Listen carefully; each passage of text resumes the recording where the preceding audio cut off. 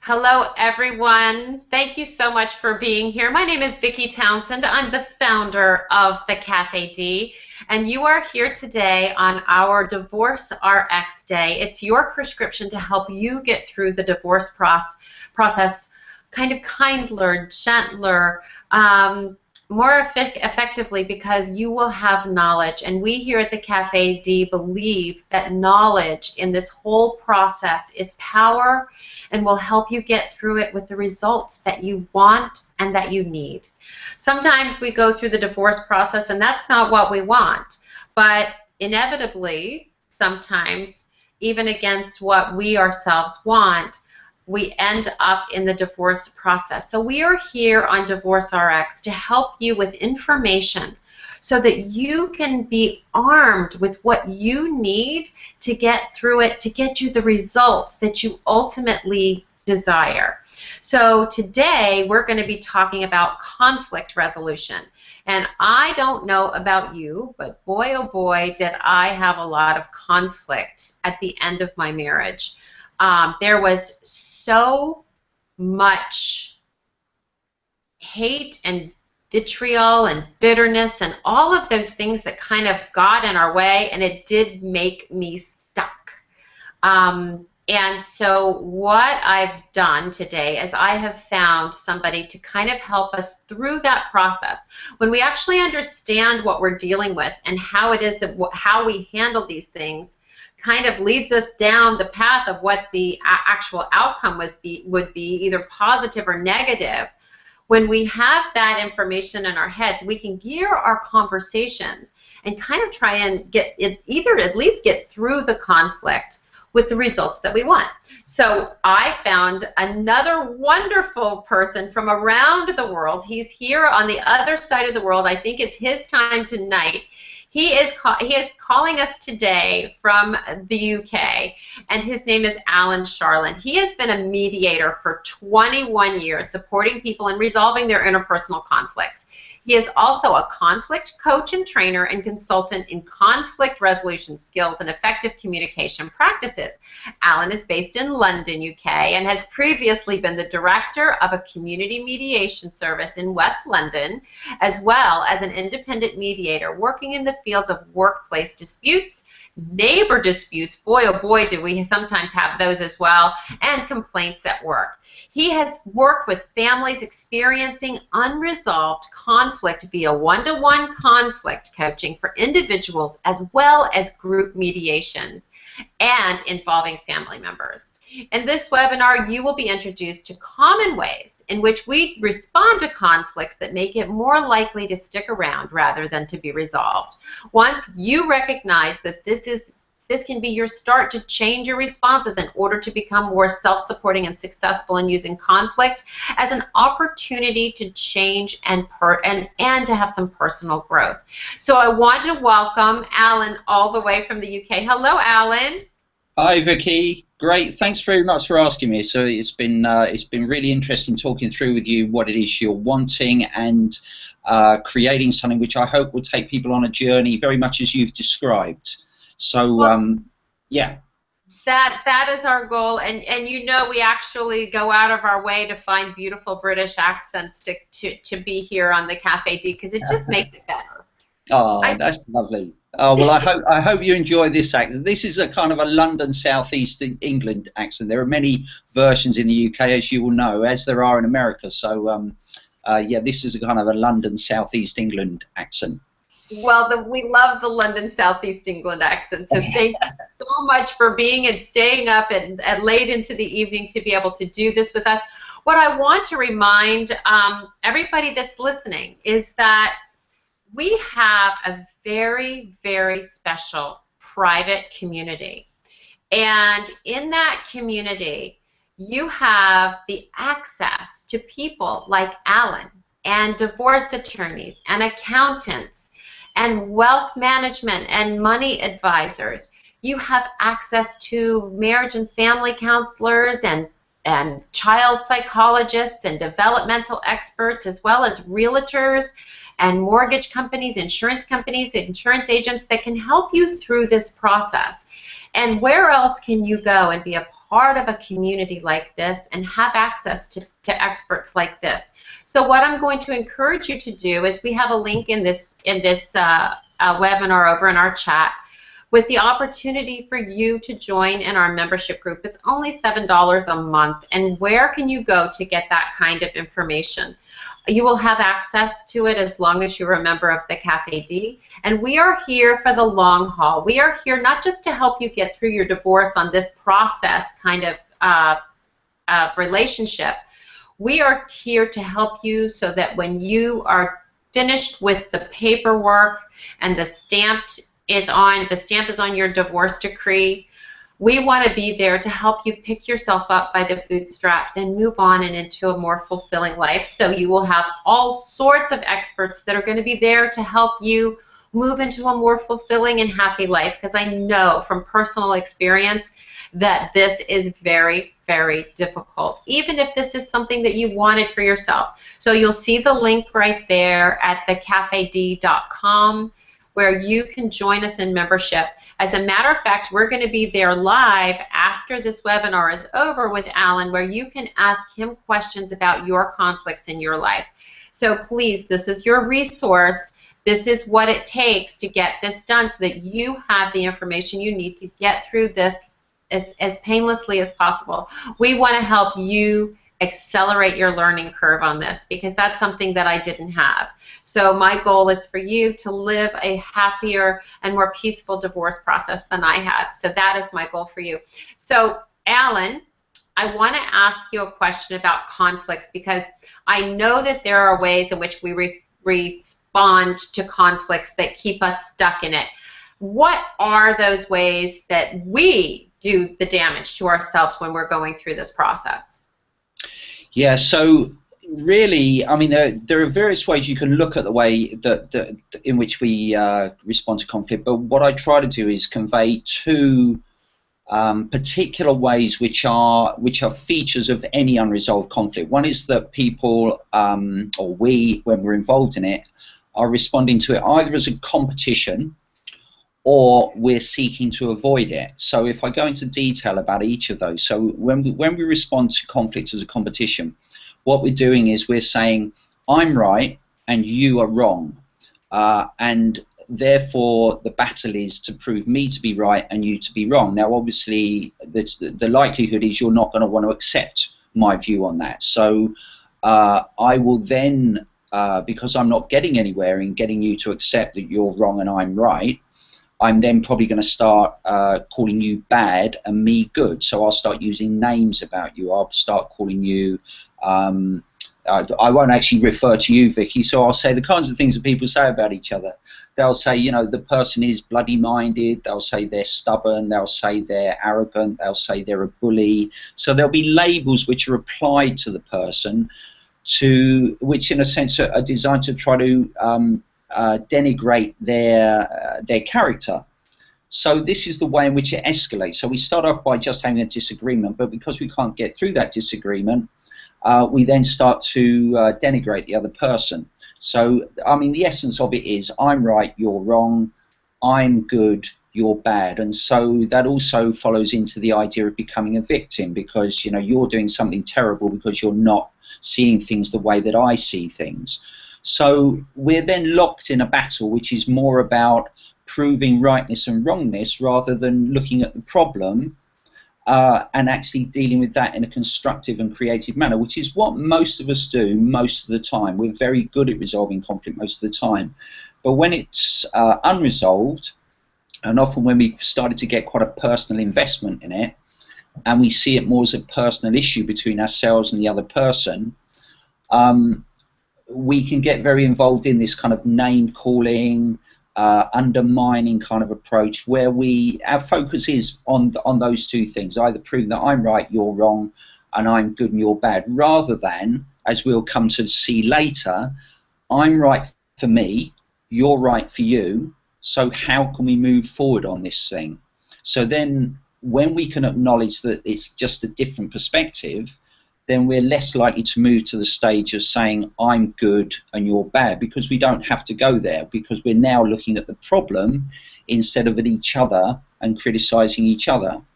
So that's the essence of the competitive approach. The avoidance approach is saying, if I stay away from the other person or the situation where I'm having this unresolved conflict, then it will mean it goes away. My belief is that if I can just stay away from this person, if I see them, I'll go in a different direction, or I'll avoid getting myself into that kind of situation in the future. And while at first that can feel quite seductively effective, what it doesn't do is acknowledge the fact that we then have to live our lives looking for where that other person is or where that situation is, and then avoid them. So we're not just free to live our lives, we're only free to live our lives subject to where that person is. Now in time, if we start to have more than one person or more than one situation where that's our experience, then we can feel very trapped in our lives, because we can't go this place today because that person's there, we can't go to that place tomorrow because that person's there. So we're living our lives more dependent on where other people are than on what we want to do. And so in time it actually becomes a very limiting way of dealing with things.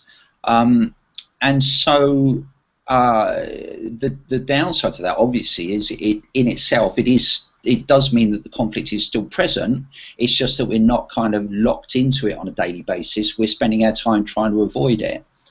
And what can happen is sometimes, say, so for example, we have a problem with someone at work, and maybe they leave to get another job, or they get fired, or something else happens, which means they get moved to another department or something like that, and we think, oh great, you know, problem's over now, it's all sorted because they've gone away or we've managed to avoid it. But what that hasn't acknowledged is we haven't learned to deal with the behavior that they were showing, which we found difficult.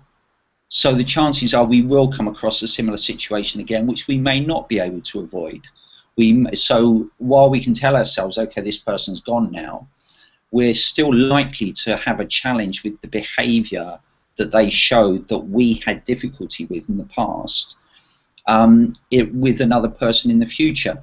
Now, what I hope is coming across in what I'm saying is, I'm not, what I want to avoid saying is this other person's bad behavior, because I could spend my time saying their behavior is bad or not acceptable, but it's that I haven't found a way of being with that behavior, rather than because their behavior in itself is bad.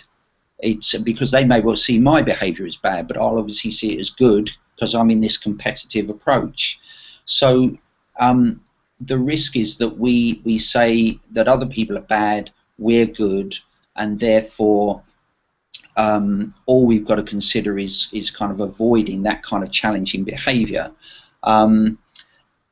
As I say, so if we take an example that will often come up, I work quite a lot with people who say they've experienced bullying, and what can sometimes be the case, not always, but sometimes be the case, is that people say, you know, I experienced bullying at work, I experienced bullying in my family, I experienced bullying in the work at school.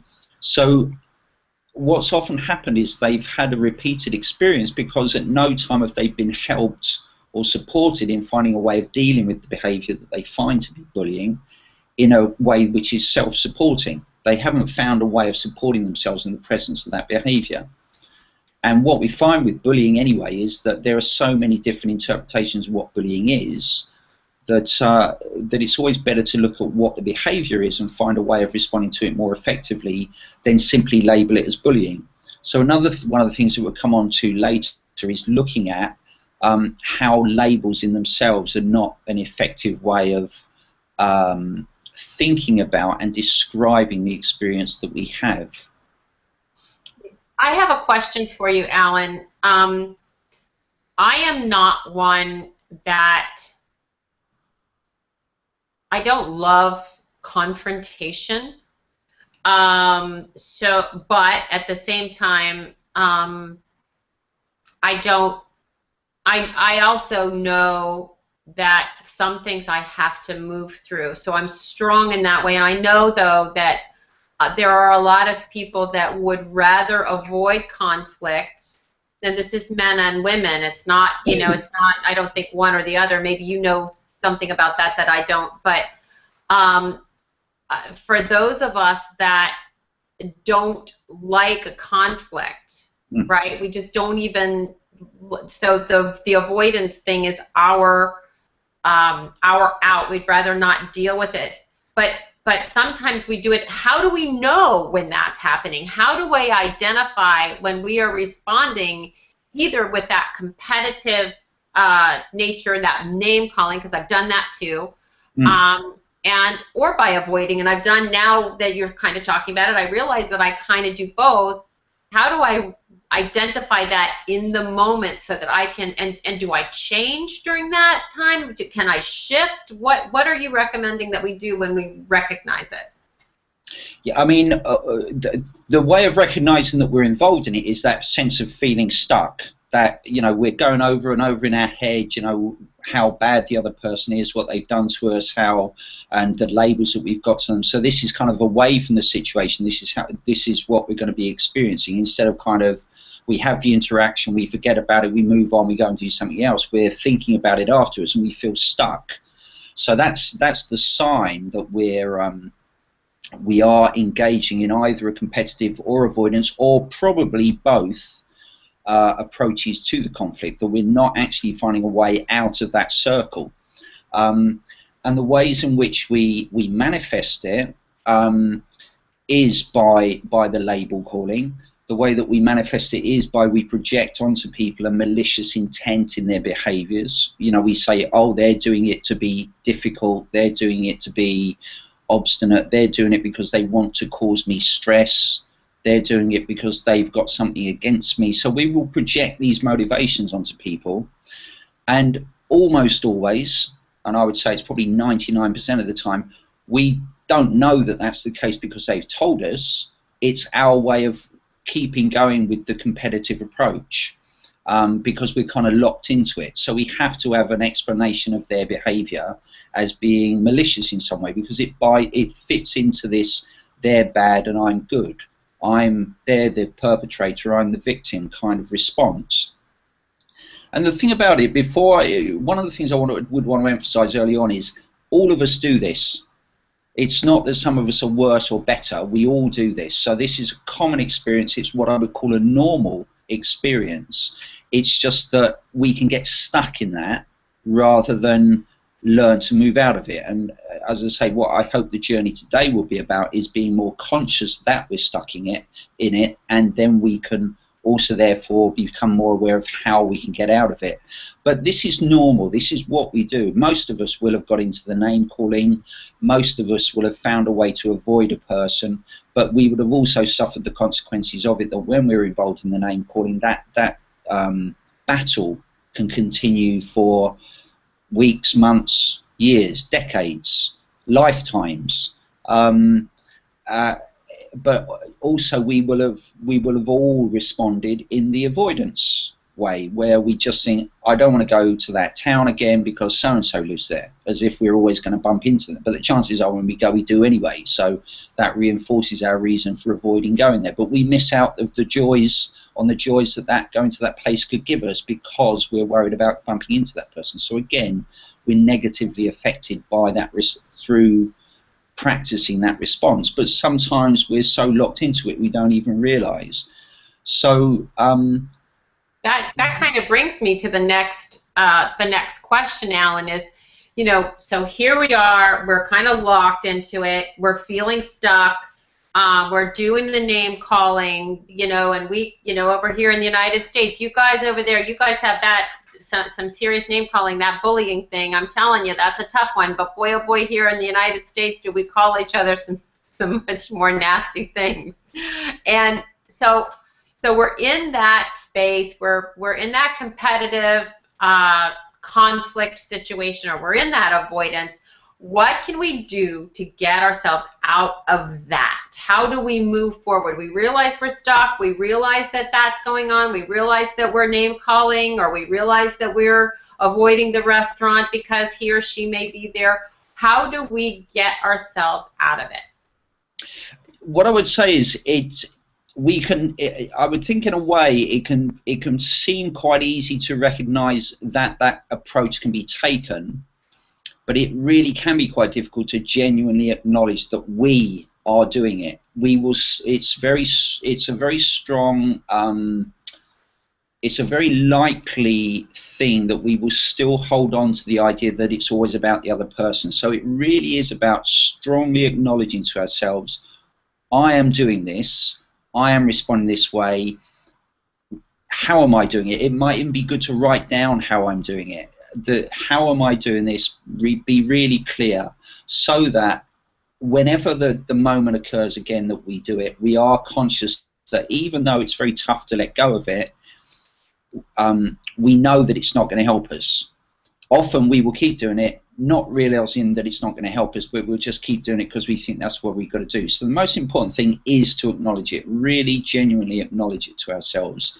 As I say, in a sense, you can understand the concept of it, but to really take it into ourselves that that is what's happening, and to recognize the consequences for us, and to think through, okay, so when I call them that, what am I wanting to happen? What was the comeback for me? Okay, I got another name called back to me, which then meant I felt I had to call them a name back again, or I went home and I shouted at my kids because I was angry. So to really recognize what the consequences are for ourselves, that really is the first thing we've got to do. We, as I say, we can understand it on an intellectual level and think, oh yeah, that all makes sense.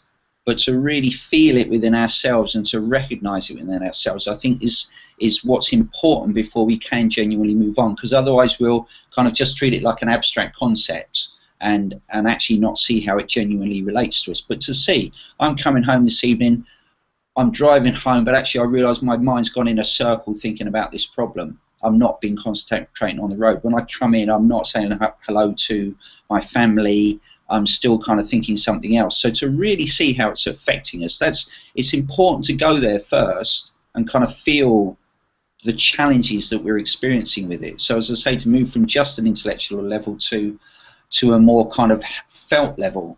And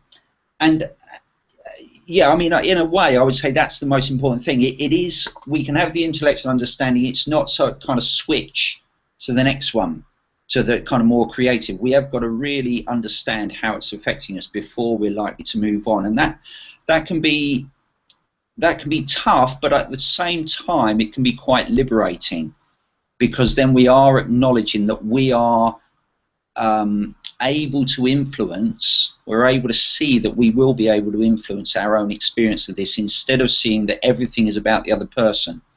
So a lot of what I'm saying today is very much about acknowledging that we are the ones who can control this. It's not about waiting for the other person to change, waiting for the situation to change, because the chances are they're not going to. In our perception, they're not going to. So this really is about thinking, okay, so when I do that, this is my consequence. If I don't do that, I won't have that consequence. I may not know what the consequence will be that I get if I do something different, but at least I know I'm not going to keep myself locked in this circle. When I do that and I'm coming home and I'm shouting at my kids, what can I do that will help me, rather than just blame it on the person that I had the argument with today? Because it's not them that shouted at my kids, it's me. That's my response to my difficulty with them. But I might be saying it's all about the people at work or my ex-partner that I had the problem with. So we really have got to feel this acknowledgement. It's not just understanding it intellectually, and to see where those consequences come from. You know, Alan, one of the things that I wrote as I'm sitting here listening to what you just said, it requires, and it takes, in my opinion, a strong person to be able to say, yeah, I'm kind of screwing this up. I'm really not handling this well, or I'm taking some responsibility for what's going on in this situation. So really, you know, if you're looking at this, you know, we can kind of use these conflict situations as a personal growth opportunity, and to move towards a resolution of the conflict, right? Yeah, yeah, yeah. Because you have to be very self-aware to even be able to look. You know, there's a a quote out there that says, you know, it's hard to see when you're inside the jar. It's hard to read the label. So it really takes an outside. You almost have to come outside of yourself and look down and see what's actually going on, separating yourself from the emotional side of really, you know, all that hate and vitriol and anger, to be able to say, yeah, I'm not handling this right, and I'm gonna acknowledge that, right? Because we have to acknowledge that we are participating in this conflict and creating that stuck mentality. So it really takes a lot of being able to try and read your own label from the outside. So how can we, you know, what can we do to help us be able to do that and use it as a personal growth opportunity? Yeah, I think, you know, you mentioned the emotions, and I think in a way that is, we do have to step outside of it, but we also have to really get in touch with the fact that that is what we're feeling, and sometimes it's I guess in a way you could say you do have to be a strong person, but I think you also might just have to be someone who feels you just don't want to have to deal with this anymore. You know, you're getting to the end of things, and that's what the drive is. It's almost like the energy comes from somewhere else because you just know it's got to change. So if it's getting to that kind of feeling, whether it's strength or whether it's just we got driven along by this tidal wave of kind of stress or desperation, it kind of almost means we just say, look, this has got to change. I've got to look at myself here, and we might be feeling weak and on our knees rather than strong in the moment of doing it. But once we've gone there and we have recognized that that's what we're doing, we are responding competitively, we are responding by avoidance, which is ultimately ineffective but entirely normal, then in a way the things that I've been mentioning, we just have to look at how we're perpetuating that approach. So if I'm using labels about people, I'm saying, you know, my ex-partner is stubborn, or whatever words, stronger words probably. My ex-partner is a whatever, beep, beep, beep. What that's not saying to anybody, whether to ourselves or anybody else, is what is the actual behavior or actions which our ex-partner is taking, which we're finding to be difficult. When we just use a label, it's not helping us in any way, because we're not thinking through, okay, so what is my challenge here? So she shouts at me when I get things wrong and abuses me and denigrates me in front of the kids, or my boss at work, you know, does this, you know, does a similar thing. They stand over me when I'm trying to do my work. They intimidate. I feel intimidated by that. Whatever it is, we're getting more specific about what the problem is. And when we can talk about the actual problem and the behavior more specifically, then we can start to do things like ask ourselves the question, so when that happens, what can I do to support myself? What can I do differently to support myself? When I just call someone a name, like, you know, they're a bully, it's as if we're just expecting them to change. So we're not creating an opportunity for ourselves to change our behavior, change our actions, change our response in the moment. So we might find that, as I say, our ex-partner, if we say our ex-partner seems to disagree with everything we say, or our ex-partner is always late in turning up when we're doing the handover with the kids, that's more specific. We can then look at what we can do in that situation to help ourselves. As I say, all the time we're using a label about them, just saying they're just inconsiderate and they're useless and they're hopeless. That's not accessing us to that way of thinking. We're just dismissing them with a label, so we get stuck. That's how we stay stuck. But if we start to be more specific about what it is the person's doing, we can now see it as a problem that either we can address with them directly and say, look, when you turn up late, I find it really difficult because can you try to be on time? Or if you're going to be late, can you give me messages? Whatever it is, we're starting to create ideas for moving forward with it. Instead of, you're late again, you lazy, you know, whatever, and we're just calling them names, it doesn't do anything to create a way forward. So we're not helping ourselves by doing it. So just that subtle difference in the way that we communicate by using labels we get stuck in that competitive approach by using a descriptive statement about what the problem is. First of all, we're not making a personal comment about them. We're talking about their behaviour. But secondly, we're also so that means they're less likely to respond in a way which is aggressive in return.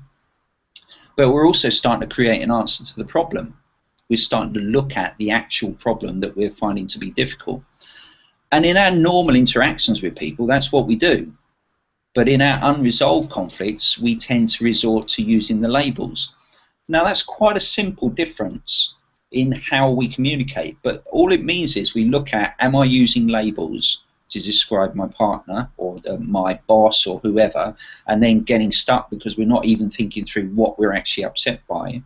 Or am I describing what they're doing and then trying to address it either with them directly, or if we don't feel we can directly do it with them, you know, for whatever reason we feel frightened to do so, or we don't think we're allowed to, or whatever, what can I do to support myself when that happens again?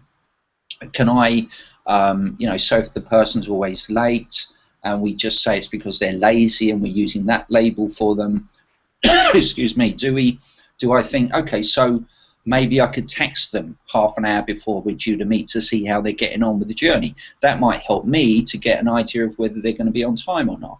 So then that supports me with the situation. So I might create a strategy like that that helps myself, rather than sit there kind of, you know, tapping my feet, getting angry, and then when they turn up I just explode into a tirade of abuse at them because they've done it before. Can I just try to use the situation, instead of the label, to consider a description of the behavior that they're exhibiting that I find to be difficult? So then I'm focusing on the problem. I'm not focusing on abusing them in the situation. So, I mean, in a sense, that way of doing things, and also the projection of a malicious intent, are the two, what I would say, are the two main ways in which we manifest that competitive approach in our response to people. So I might say, so for example, I did a conflict coaching session with someone once, and the person's view of their ex-husband and the reasons why he didn't seem to be agreeing to ideas she had for access to their child, was to say he was just being bloody minded. Now, you know, it can feel that way because for whatever reason it always seems to be that the person doesn't agree with your suggestions. But if we dismiss it with the projection that they've got an intention of being bloody minded, it doesn't get us anywhere. It just entrenches. I have to ask, as an American, my friend, what does bloody minded mean? Sorry, so bloody minded just means being deliberately, obstinately difficult. Okay. Okay.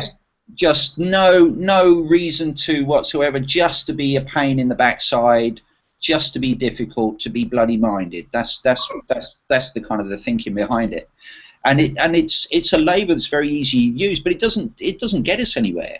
So, you know, I explored with this person what meant that she felt that his reasoning was just to be bloody minded, as she described it. And she kind of realized that he'd never actually said, oh, I'm doing this to be bloody minded. She just never found out his reasons for objecting to her proposals.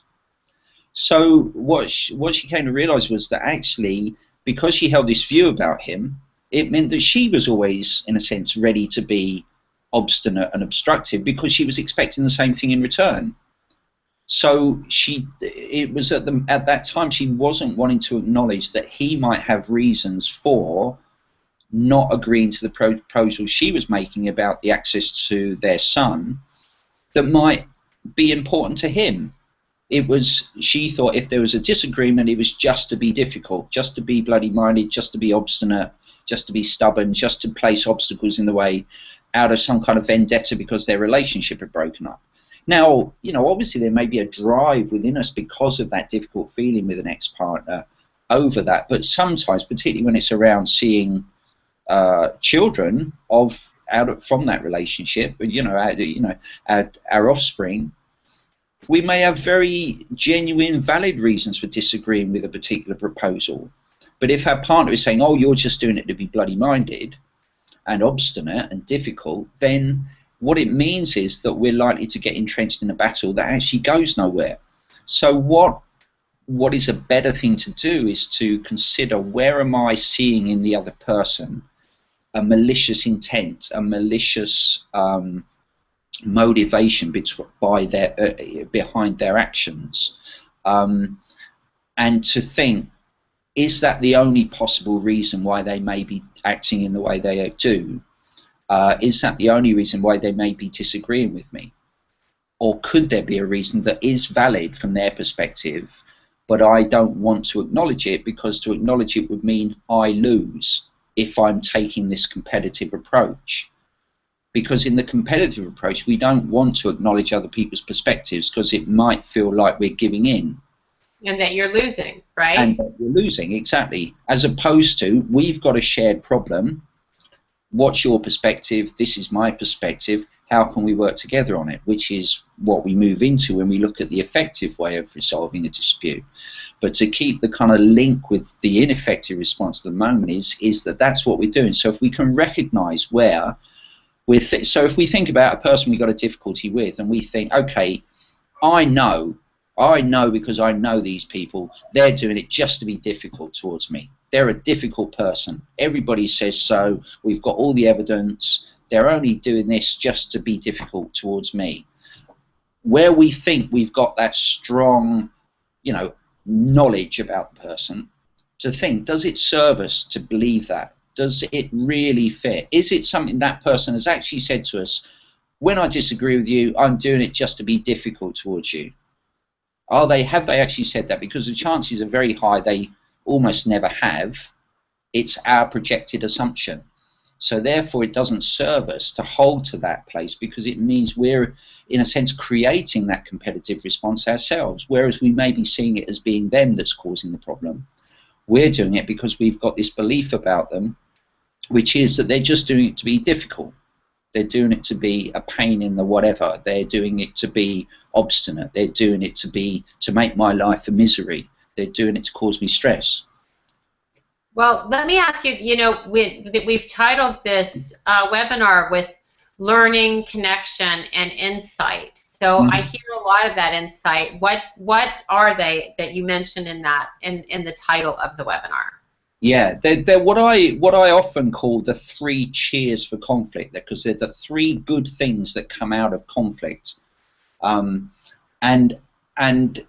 they're what we actually do most of the time in our lives, but we're so good at it we don't recognize it. But where we're stuck in a conflict and it remains unresolved, it's what we can then revert back to from our normal experience of responding to conflicts, and see, how do we normally resolve a conflict? We create I mean, there's various ways of looking at how you can resolve conflict, but I kind of like not to go over kind of 3 or 2 things in any situation, so it's nice and simple from my perspective. Learning is where we do something different. So say my neighbor, I don't know, in London a lot of people live on top of each other, so the neighbor next door might be doing their washing on a Thursday evening at 7 o'clock, and it's the time that I want to watch a particular television program and it disturbs me, say. So a simple resolution of that is they do their washing at a different time. They still get to do their washing, I get to watch my television. But instead we can fight over it. We can say, you shouldn't be doing your washing.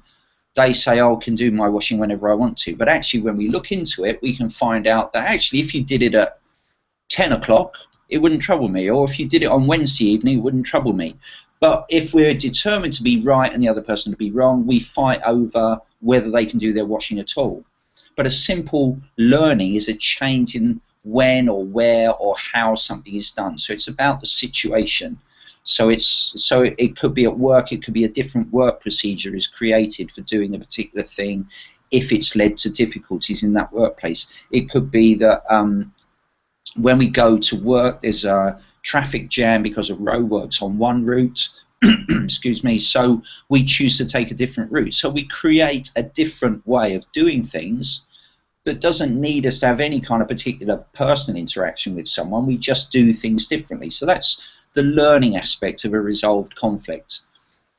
Connection is where we are willing to hear and are open to understanding the other person's point of view without feeling we've got to agree with it. So in the competitive approach, I don't want to hear the other person's view because I'm right, they're wrong. Why would I need to hear their view? I'm just waiting for them to change their mind, to see how right I am, to stop being so difficult, to stop being so obstinate, whatever. They have to change. But obviously they're not going to because they believe they're right.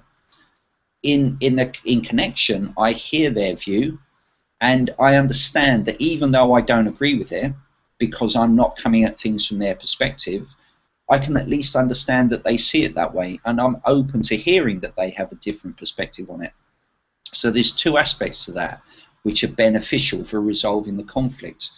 One is that I've been open to hearing their perspective without trying to destroy it. I'm open to hearing it. Instead of just dismissing what they have to say, I'm open to hearing that they have a different viewpoint to me. But also, because I now understand their perspective, I can make decisions in the future that accommodate the fact that I now know how it's going to impact on them. So I can either ignore that it's going to have that impact on them and keep crashing into them like I have been, or now I can think, okay, I would like to do this, but when I do it that way, it's going to cause this person a problem. So I'm now going to do it slightly differently so I can still get what I want, but I'm not going to keep crashing into them every time. So I'm creating something that supports me because I've been able to see how my behavior previously has impacted on them. And while I might think, oh, well, I wish I didn't have to, it's a question of, do I want to keep having a fight with this person, or do I want to slightly change what I do so that I can still get much more of what I want without having to keep having these fights with this person, which probably take up so much more energy than I would want to happen. Were you wanting to say something? Is that the insight that you're talking about when you've looked at the, you have the willingness to understand about their personal views? Is that the insight you're referring to? No, insight is the third thing, which is where it's insight into ourselves. It's an understanding that when this person does whatever they do that I'm really upset by, instead of, again, focusing on them and saying how terrible they are, I'm looking at, okay, so what happens to me when that happens? Okay, I get frightened, or I get really angry and I hit the wall, or I have to go out for a drink to get over the stress of it, or I go home and I shout at my kids. So I'm looking at what the impact is on me rather than looking just at what the other person is, because in most unresolved conflicts, our focus is so often out on the other person or on the situation that we lose track of how it's having an impact on ourselves, and we can end up, taking antidepressants, sleeping pills, drinking, breaking something in your home, putting your fist through a wall. Exactly. All of those, right? Yeah, that's crazy. That's yeah, I can see that. So it does give you insight into yourself and how you've handled it, and how it does impact you, your life, your children. I've been guilty a time of two, or when I've been so stressed out over something that I've actually, screamed at my children, or I've, just kind of like lost it, and that's not the way I want to live my life. So you're right. This gives you an amazing insight into who you are. There's an article we have, and it's actually on TheCafeD.com. And it was Wayne Dyer's very last lesson on Facebook. It literally was released the day that he passed away, and it's about squeezing an orange. When you squeeze an orange juice comes out. So under the stress and the pressure of us twisting that orange peel, out comes orange juice. And the question is, when you're under stress and you're under that pressure, what comes out of you? So I have, as we wrap this up, and this has been amazing, what would be something useful listeners for that they could do right now to help them in their own unresolved conflict situations? What I would say is try to encapsulate the journey that we've gone on in this webinar, which is to, first of all, can think about a difficult experience you're having. Think about where you are responding to it competitively or avoiding or both. And if it's unresolved, I guarantee that is what you're doing. You're doing one or both of those things. So look to where that's what you're doing, and then and ideally write it down so you really are getting in touch with how you're doing it and where you're doing it. But don't feel bad about it. That's what we all do in an unresolved conflict. I don't think there's anything wrong with having responded that way. Think about this as being a way in which you can now support yourself irrespective of what the other person does. None of what I'm describing now depends on the other person changing. It's what you have control over in your own life. So you don't have to worry about whether the other person's going to do anything different or not. This is about what you can do for yourself. But until you've acknowledged it, you won't be able to go forward. So write down where you're competing or avoiding and think through what the consequences are for you of doing that, just so that you're in touch with why it's going to be better to try to create a different way forward. Also acknowledge you won't be able to switch a switch and suddenly change. You'll still want to compete, you'll still want to avoid for a while, but at least now you'll do it with consciousness. You'll be conscious that that's what you're doing. And then having recognized that that's what you're doing, where you're doing things like labeling people, think more specifically about what the actions or behaviors are that they're doing that you have difficulty with, and think about how you can support yourself in the face of that by doing something differently for yourself, either communicating with them about it. So instead of calling them a name, talking to them about the particular behaviors that they're exhibiting that you find difficult with, in a sense of trying to cooperate with them to move forward. If you don't feel you're able to do that, or if you try that and that's unsuccessful, think about what you can do to support yourself if they continue to do that. So even if they don't want to engage or you don't want to engage with them, think about what you can do to help yourself with that behavior, so that then you're looking at what they're doing rather than just calling them a name. So if you feel someone's bullying you, then think about what specifically are they doing and how can you support yourself when that happens. And if you start that journey, once you start to realize that actually it has an impact on how you're feeling about things and how you can support yourself, you'll start to move more and more towards a resolution of the situation, and find a way forward. And the other benefit of it is the other person isn't experiencing you as being competitive in return, so they're not having anything to fight against either. So there's a strong possibility you will see changes in them. But don't depend on that. But I just think it's very likely you will see changes in the other person as well when that happens. Do we need to wrap up? Or we do, and I wanted to thank you so much for this. Has just been absolutely amazing.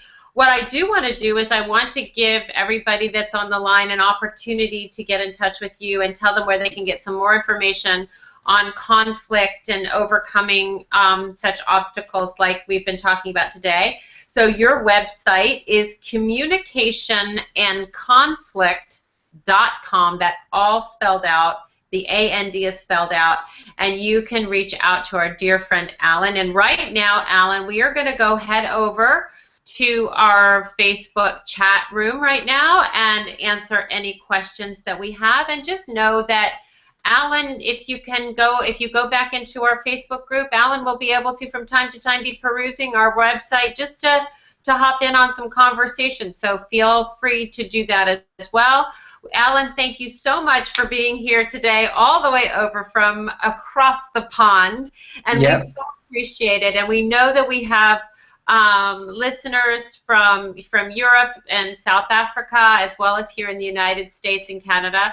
So we appreciate you staying up late for us, and thank you so much. This was really amazing. I actually learned a lot, and I saw a lot of myself in this, so I'm going to become more mindful about my own conflict and how I squeeze and what juice comes out of me when I get squeezed a little bit. So thank you so much, and we will see everybody at our private Facebook group. Just so that you remember, everyone, you can go to www.thecafed.com and join in membership, and then you will have the opportunity to join us in our very private Facebook group.